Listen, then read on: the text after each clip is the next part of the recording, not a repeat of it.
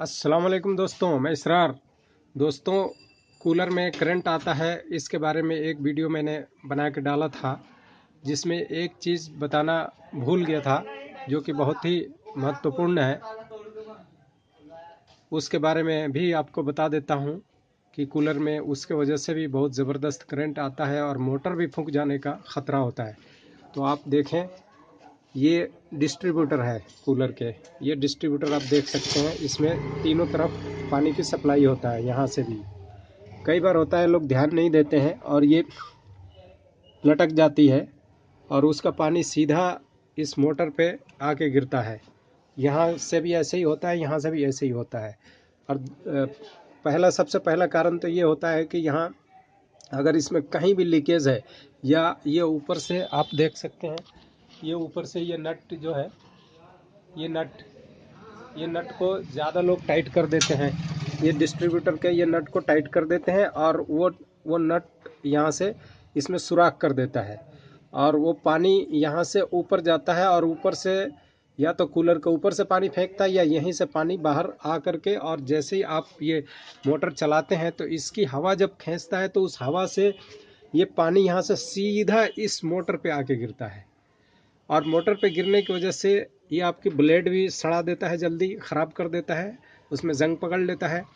और इसमें पानी धीरे धीरे आते आते इस पूरे मोटर में पानी अंदर अंदर फैलते फैलते इसकी वाइंडिंग में पानी पहुंच जाता है। और जब जैसे ही दोस्तों अगर इसकी वाइंडिंग में पानी पहुंच गया तो वो फिर शॉर्ट सर्किट होना ज़रूरी है, बिल्कुल होगा। और वो शॉर्ट सर्किट जब होगा तो पूरे आपकी बॉडी में, पूरे इस मोटर में भी करंट आ जाएगा, बॉडी में भी करंट आ जाएगा।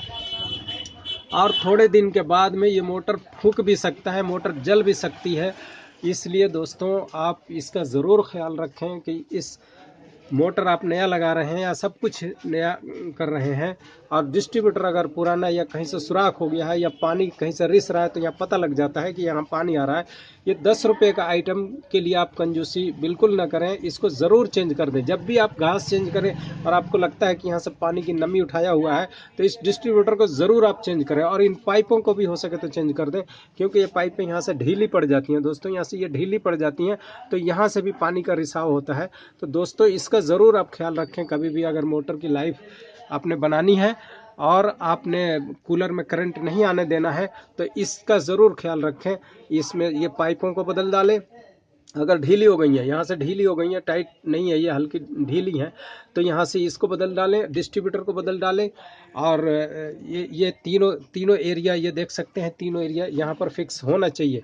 ये तीनों एरिया यहाँ पे फिक्स होना चाहिए दोस्तों, तभी जा कर के पानी मोटर में नहीं आएगा और उससे आप बचे रहेंगे। और अगर एक और कारण होता है, ये अगर अलग है और जो घास होता है, पर्दा के घास के नाली में पानी नहीं गिर के बाहर गिर रहा है तो भी हवा से वो पानी खींच लेता है इधर, और पानी का फुहारा इस पर आकर मोटर पे पड़ता है और मोटर फूंक जाने का डर होता है।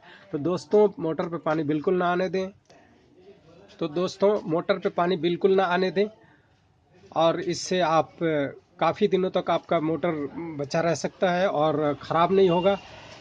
मोटर की लाइफ चाहते हैं तो इस पर पानी आने से बचाएं दोस्तों। जैसे भी वो पानी, लोग कई बार होता है पन्नी इस पे बांध देते हैं, लेकिन पन्नी बांधने से होता क्या है दोस्तों, उस पन्नी के अंदर जो ऊपर से पानी गिरता है तो वो भी पन्नी के अंदर घुसते घुसते फिर मोटर में चला जाता है। बांधने की ज़रूरत नहीं, अगर आप पन्नी ही बांधना है तो उससे बेहतर है कि इस जॉइंट पे आप टेप लगा दें, इस पे टेप लगा दें ऐसे।